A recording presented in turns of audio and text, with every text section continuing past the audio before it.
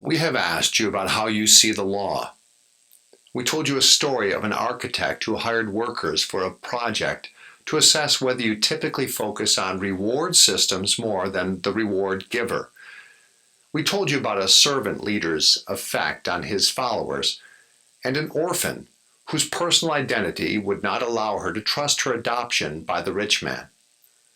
We asked questions that captured your current core assumptions about the nature of man and the possible connection to the spiritual or invisible. It seems you have indicated by your answers that you place a lot of confidence in yourself and others to do what is right.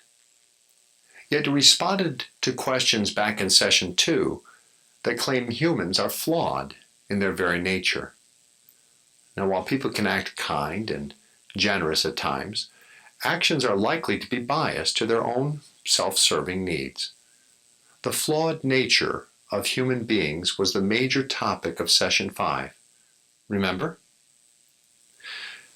You may want to consider why and how you can depend on yourself and your connection with others when you cannot really trust human nature. We have explored knowledge, truth, and faith, and how they affect your decision making. And from your responses to these stories and questions, it seems that your core assumptions are what we would classify as an orientation toward your circumstances, especially the exchanges you make with the physical world around you. You appear to assume you can determine truth by thinking about what you and others observe. You seem focused more on what is practical than principled. So, you would likely place a priority on Edo knowledge over gnosis. It appears that reality for you is what you observe or objects that exist in the material world. From your answers, fairness and justice dominate your sense of virtue, so reward and punishment is important in your view. You seem to rely on what others may think or determine if you are doing okay or not. Let me say that again. You seem to rely on what others may think or determine of if you are doing okay or not. If so, this means that you believe that being satisfied will come from how well your own efforts can meet your needs. Keeping things in balance matters to you. When you give, there may be some underlying expectation to receive.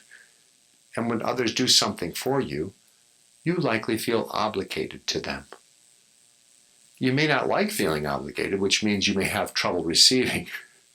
This may cause you to push others away. Many people battle the tension of wanting others in their life, but at the same time run from obligation or commitment. Getting circumstances to tilt in your favor probably matters to you.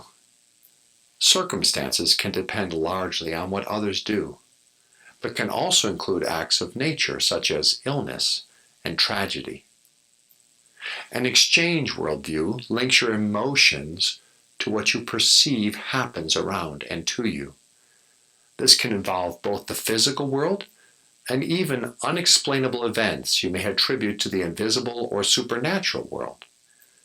You're typically happy and excited when things go well, and sad, frustrated, and angry, and so forth when things go against you. Now, how you compare to and impact others can be a source of guilt, shame, or pride. You may see virtue primarily as morality or doing the right things. Do you remember our discussion in session 3 on power? Now, while you may prefer type 2 power or forms of justice over type 1 power and greed, you seem to expect communities to operate on people's rights or what they feel they deserve. Well, based on what you've told us about yourself, you believe that your needs are met by what you do. This is very much the way human nature works. You may see sometimes that you receive favor without doing anything for it, such as a beautiful sunshiny day. And you may reflect on times your parents gave you something and you felt you did nothing to deserve it. But based on your responses, you do not see these experiences as the way life normally works. Well, as we said earlier, your answers indicate an exchange-based orientation. Now, this can feed both your pride and your fear because you feel outcomes are up to you. It is important for you to note that your exchange-based core assumptions, your before worldview, influence how you think about your work, your career, and institutions such as government, family, business, and religion. It would be helpful as you study topics like these to consider that you could view them from more than one way. When you gain new insight and evidence for how the different core assumptions can help you and your community better prosper, you may begin to question your own core assumptions. For instance, throughout the ages, one controversial topic in how societies function is religion. Because culture has a huge effect on religion in a society, often communities have a fake or a counterfeit view of religion. For example, many Muslims and Jews feel their religions are misunderstood by others in society. So throughout the years, religious people have both exploited others and have been persecuted themselves. We suggest the best way to view religion is not as a cultural influence on society, but truly as a core assumption. For example, you can study Christianity by exploring the core assumptions of Jesus. This is what is referred to as the mind of Christ. You have also indicated by your answers that you do not prefer Christianity. We assume this means that either you feel you still have more to learn about Jesus' teachings, or that you understand Jesus' teachings and you do not agree with them. While it has not been the purpose of this course to study religion or theology, it has been our wish to help you better understand your own core assumptions, and in this context, to share with you Jesus' desire to give you every opportunity to live an abundant life.